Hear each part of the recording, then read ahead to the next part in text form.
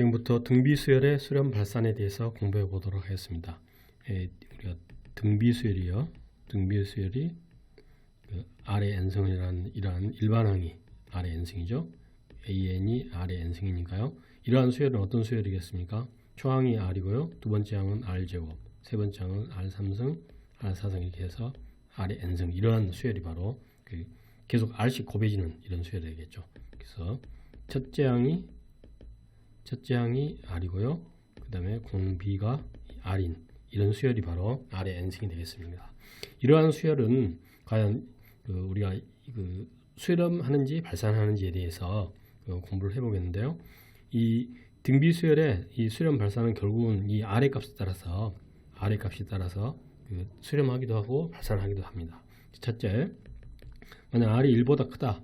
r이 1보다 크면 어떻게 되겠습니까? 가령 예를 들어서 an이 2의 n승이다 이런 경우죠. 그러면 첫째 항이 2고요. 두 번째 항은 2의 2승이 되겠죠. 세 번째 항은 2의 3승, 네 번째 항은 2의 4승 해서 2의 무한히 커지는 이런 형태가 되겠죠. 그런 경우에는 바로 우리가 무한대로 우리가 이 무한대로 발산한다라는 사실을 우리가 직관적으로도 알 수 있게 되겠습니다. 그래서 n이고 얘가 이게 n이라 한다면 2의 2승에서 쭉 계속 이렇게 올라가는 이런 형태가 되겠죠. 그래서 당연히 r이 1보다 큰 경우에는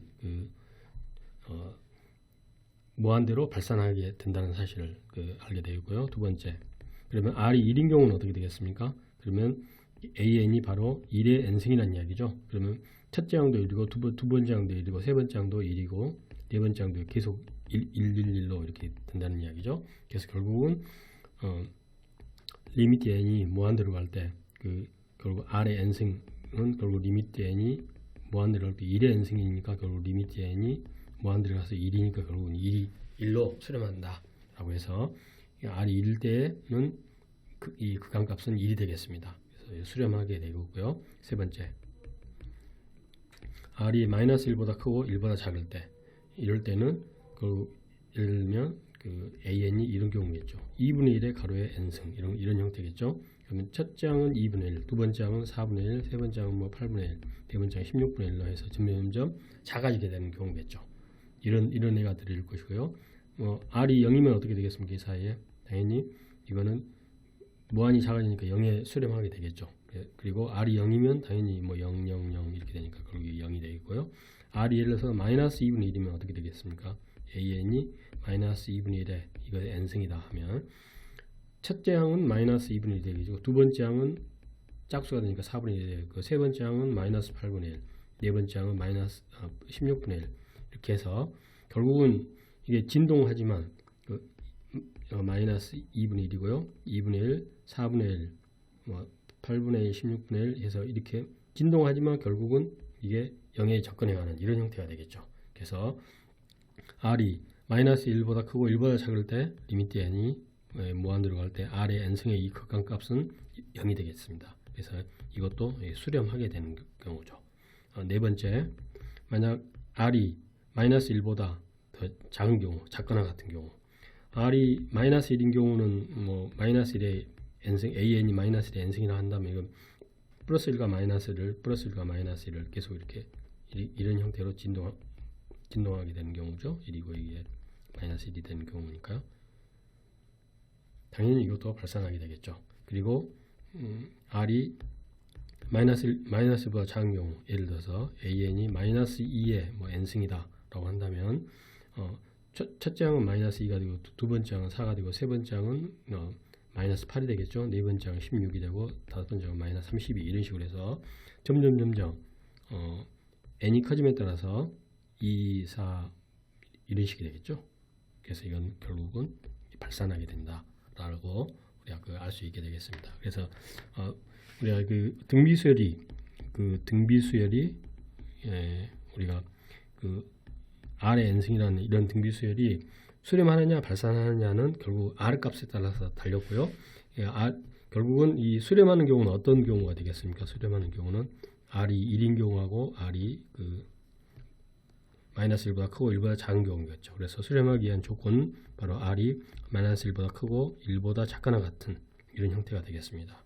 그리고 이러한 등비수열 말고 초항이 예를 들어서 우리가 첫째 항이 그 A고 이 공비가 R인 이러한 제 n번째 항은 어떻게 됐습니까? AR의 n-1승 이렇게 되겠죠.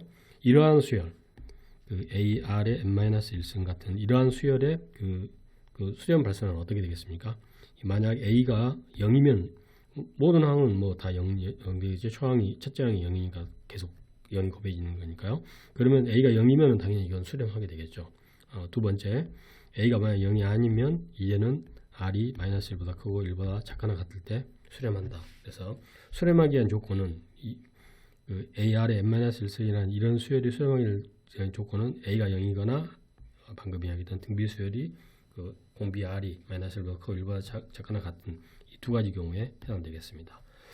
우리가 이러한 그 수열을 우리가 그 등비 수열의 수렴 발산을 조사하는 데 있어서 반드시 한 가지 좀 알아둬야 될 사항이요. 가령 이 R의 n승이라는 이런 수열이 R의 n승이 1보다 클 때 우리는 그 직관적으로 아까 AN이 2의 n승이다 하면 2, 4, 8, 16, 32로 해서 계속해서 이 무한대로 발산한다고 그랬지 않습니까? 충분히 알 수 있는데 이걸 가령 R이 1보다 클 때 어떻게 해서 무한대로 발산하는지를 우리가 지금부터 증명을 해보도록 하겠습니다. 그러면 그 R이라는 것은 1보다 큰 수이기 때문에 1에 어떤 수가 더해지겠죠. 예를 들어서 H가 더해지면 H는 0보다 큰 수가 이렇게 되겠죠. 그러면 우리가 R의 n승이다 라고 하는 것은 1 플러스 그 H의 가로의 n승이 되겠죠. 그 1 플러스 H의 그 n승이 이때 이 값은 우리가 어디서 많이 본 이야기냐면은 우리가 예금의 우리가 그 원리 합계를 우리가 그 등비수열에서 공부를 한 적이 있었습니다. 예를 들어서 A1을 우리가 이율이 연이율이 알프로이면서요 R이면서 n운연간 계속 했을 때 우리가 그 원리 합계는 어떻게 되겠습니까? A 가로에 1 플러스 R의 n승이 이렇게 됐습니다. 이 경우는 바로 이 복리일 경우죠. 복리라는 것은 이자가 차는 경우가 복리가 되겠죠. 그래서 지금 1 플러스 H의 n승이라는 이야기는 바로 이 부분에 해당됩니다. 복리에 대한 그 이자 부분에 해당되겠죠. 그래서 그렇지만 우리가 여기서 그 달리로 계산하면 어떻게 되죠? 달리 이자가 붙는 경우가 아니라면 이건 A 가로에 1 플러스 NR이 됐었죠. 이렇게 NR이 이게 그 달리로서 n년 후에 우리가 받을 원리 합계가 A 가로 1 플러스 NR이었는데요. 그래서 결국은 이 복리가 달리보다 그 이자가 붙기 때문에 당연히 원리 합계가 더 크다는 사실은 분명히 알 수 있었습니다. 그래서 이 경우도 마찬가지로 1 플러스 H의 n승은 당연히 1 플러스 NH다 라고 직관적으로 알 수 있다는 이야기죠. 이쪽은 복리 이자고요. 이쪽은 달리 이자가 됩니다. 그런데 어떻게 해서 1 플러스 H의 그 n승이 1 플러스 NH냐라는 부분에 대해서 만약 그 리미트 n이 무한대로 갈 때 그 R의 n승은 결국 리미트 n이 무한대로 갈 때 1 플러스 H의 가로의 n승이 되겠죠. 이거는 리미트 n이 무한대로 갈 때 1 플러스 NH다 라고 한다면 지금 H가 0보다 큰 거죠. 그럼 이거는 어떻게 돼요? 1 플러스 무한대 곱하기 H가 되겠죠. 무한대 곱하기 H는 어떻게 됐습니까? H가 0보다 큰 수니까 당연히 무한대가 되겠죠. 그래서 결국은 이거는 무한대가 되는 거죠. 이래서 무한대. 결국은 이 R의 리미트 n이 무한대로 갈 때 그 R의 n승은 결국은 이거는 무한대라고 우리가 이렇게 이야기를 할 수가 있게 되겠습니다. 그래서 이 n이 1보다 클 때 그 리미트 n이 무한대로 갈 때 n의 R의 승이 무한대라는 것은 바로 이 식에서 우리가 증명을 할 수 있는데 과연 이게 우리가 1 플러스 H의 n승이 1 플러스 NH보다 크다는 것을 우리가 증명을 해보자는 거죠. 여기서 우리는 그 수학적 기납법에 대해서 이미 공부를 한 적이 있었는데요. 수학적 기납법으로 이 등식을 일단 증명을 해보도록 하겠습니다. 수학적 기납법에서는 일단 이거는 n이 2부터 n이 2보다 크거나 같은 이런 자연수에 대해서 성립하는 거거든요. 그래서 일단 가장 작은 n이 2일 때 이 등식이 성립하는가를 우리가 살펴보도록 하겠습니다. n이 2일 때 1 플러스 h의 n승, 지금 2승이 되겠죠. 2승은 1 플러스 h의 2h하고 h 제곱이 되겠죠.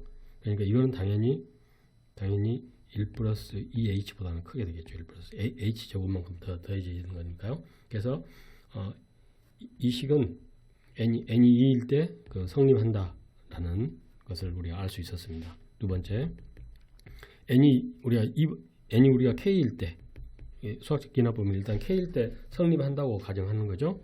k일 때 성립한다면 1 플러스 h의 k승이 되겠죠. 그리고 이거는 1 플러스 kh가 되죠. 이거라고 우리가 가정을 하는 겁니다.